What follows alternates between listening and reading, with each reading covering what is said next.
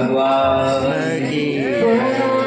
हिरण्यकश्यपु राजेन्य जेयं जरामरुम आत्मनं प्रतिद्वंद्वे मेघराजं भरीषतः।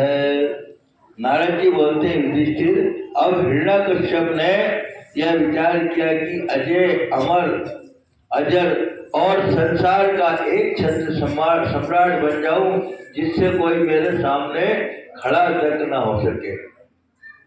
सते पे मंत्र द्रोण्याम तपः परम दारुणम ऊर्ध्वपानो दृष्टि पादरंगी सीता बनी। इसके लिए वह मंद्राचल पर्वत पर जाकर के और ब्रह्मा जी की स्तुति करने लगा। जगत तिष्ठम ते रेजा सर्वा हुई तस्मन ते स्थान भेद सरह। उसकी जटाएं चमक रही थी और जैसे प्रलय काल की सूर्य की किरण जब है इस प्रकार तपस्या में संलग्न हो गया, तब देवता लोग अपने अपने स्थान और पदों पर पुनर्प्रतिष्ठित हो गए। उन्होंने कहा अब कोई न कोई उत्पात होगा, क्योंकि पहले तो ये राक्षस उत्पाती था ही और अब ये तपस्या कर रहा है।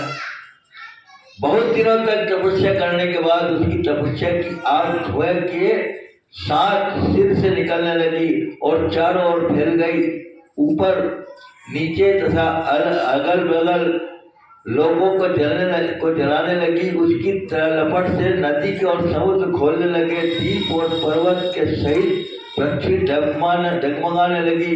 ग्रह और तारे टूट टूट कर गिरने लगे तथा दसों दिशाओं में मानो आग सी लग गई।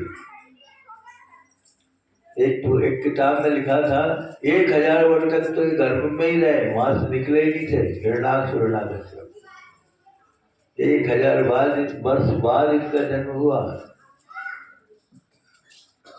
हिरण्यकश्यप को उस देव तपोमयी आग की लपटों से स्वर्ग के देवता भी जलने लगे और वे घबरा कर स्वर्ग ब्रह्मलोक में गए और ब्रह्मा जी से प्रार्थना करने लगे कि आप इसको संभालो। ब्रह्मलोक गए और ब्रह्मा जी से प्रार्थना करने लगे, हे देवता आराध्य देव जगतपति ब्रह्मा जी, हम लोग हिरण्यकश्यप के तप से की ज्वाला से जल रहे हैं। अब हम स्वर्ग आदि में नहीं रह सकते। हे अनंत, हे सर्वाध्यक्ष, यदि आप उचित समझे तो अपनी सेवा करने वाली जनता का नाश होने के पहले ये ज्वाला शांत कर दीजिए, नहीं तो ये सारी जनता को जला देगा। भगवान आप सब जानते हैं, फिर भी हम आपकी ओर से आपसे यह निवेदन करते हैं कि किस अभिप्राय से यह घोर तपस्या कर रहा है। सुनिए, उसका विचार है कि जैसे ब्रह्मा जी अपनी तपस्या और योग के प्रभाव से इस चराचर जगत की सृष्टि करके सब लोगों के ऊपर सत्यलोक में विराजते हैं, वैसे ही मैं भी अपनी उग्र तपस्या और योग के प्रभाव से वही पद और स्थान प्राप्त कर लूंगा, क्योंकि समय असीम है और आत्मा नित्य। समय असीम है, इसकी कोई सीमा नहीं है। समय की कोई सीमा नहीं है। तपस्या और योग के प्रभाव से वही पद स्थान प्राप्त करूंगा, क्योंकि समय असीम है और आत्मा नित्य है। एक जन्म में नहीं अनेक जन्म, एक युग में नहीं अनेक युगों में अपनी तपस्या की शक्ति से पाप पुण्य के नियमों को पलटकर इस संसार में ऐसा उलटफेर कर दूंगा जैसा पहले कभी नहीं था। वैष्णव आदि पदों में तो रखा ही क्या है, क्योंकि कल्प के अंत में उन्हें भी काल के गाल में चला जाना पड़ता है, अर्थात मृत्यु निश्चित है हमारी। हमको भी काल के गाल में ही जाना है, क्योंकि हमारे कर्म अच्छे नहीं है। कर्म प्रधान विश्व था, कर्म हमारे अच्छे नहीं है। और अगर हमारे कर्म अच्छे होते हैं, जिनके कर्म अच्छे हैं, भगवान के मंदिर में आके कथा सुनना है।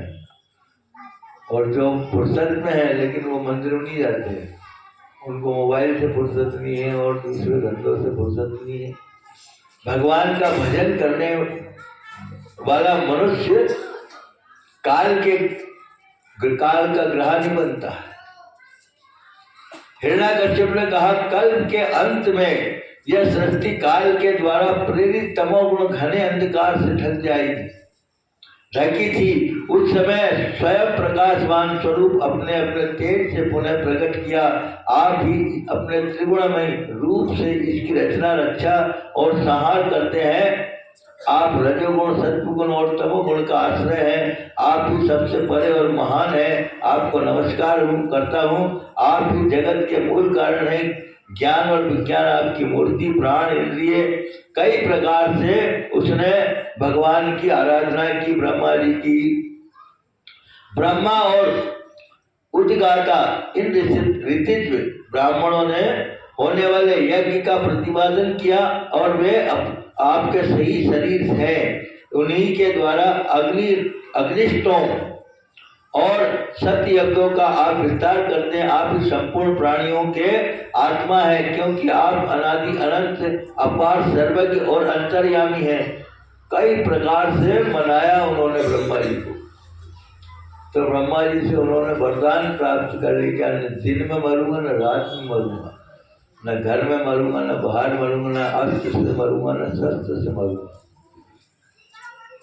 प्रभु आप समस्त वरदाताओं में श्रेष्ठ है। यदि आप मुझे अविष्ट वर देना चाहते हैं तो ऐसा वर दीजिए कि कोई मुझको मार ही नहीं सके। और इंद्रादि समस्त लोकपाल में जैसे आपकी महिमा है वैसी ही मेरी भी हो।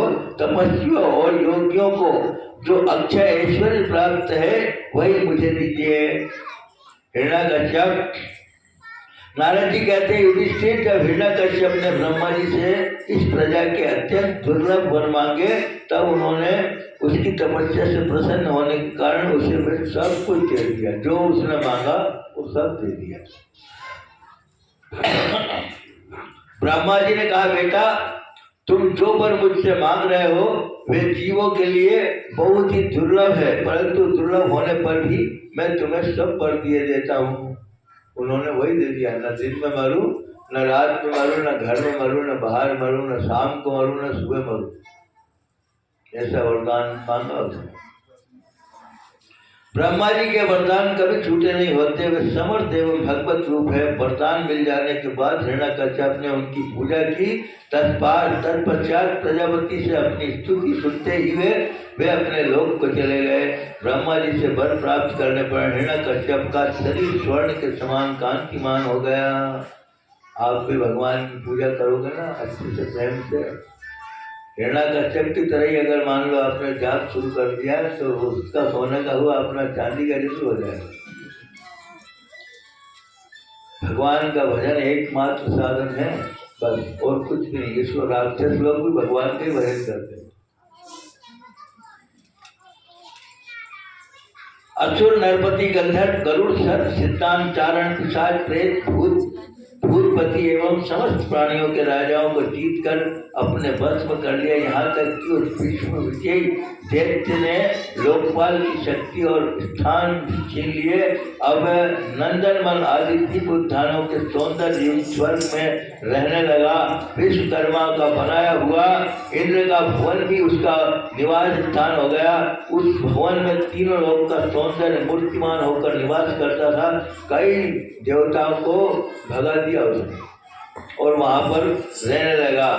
शोभायमान हो उनकी, जहाँ पर जितनी शोभा थी जब देवता रहते थे, लेकिन वहां पर आकर के राक्षस ने अपना स्थान बना लिया। स्वर्ग सुंदरी अप्सराएं अपने निपुणों से रून छुन ध्वनि करती हुई रत्नमय भूमि पर इधर उधर टहला करती थी। जितनी वो घूमती थी सब डर के मारे इधर उधर छिप गई। युधिष्ठिर वह उत्कृष्ट गंध वाली मदिरा पीकर मतवाला रहा करता था। उसकी आंखें लाल हो जाती थी और बहुत ही गुस्सा करता था। विश्वास स्वरूप तुमरु तथा हम सभी लोग इसके सामने गान करते। गंधर्व, सिद्ध, ऋषिगण, विद्याधर, अप्सराएं बार बार स्तुति करती। युधिष्ठिर वह इतना तेजस्वी था कि वर्णाश्रम धर्म का पालन करने वाले पुरुष जो बड़ी दक्षिणा वाले यज्ञ करते हैं उनको यज्ञों की आहुति वह स्वयं छीन लेता। यज्ञ का भाग जिनके नाम से हम आहुति देते हैं उनको प्राप्त होती है। लेकिन वो किसी को यज्ञ का भाग लेने नहीं देता, वो खुद ही छीन लेता था। अभी गा दे, कथा थोड़ी कम रह जाएगी।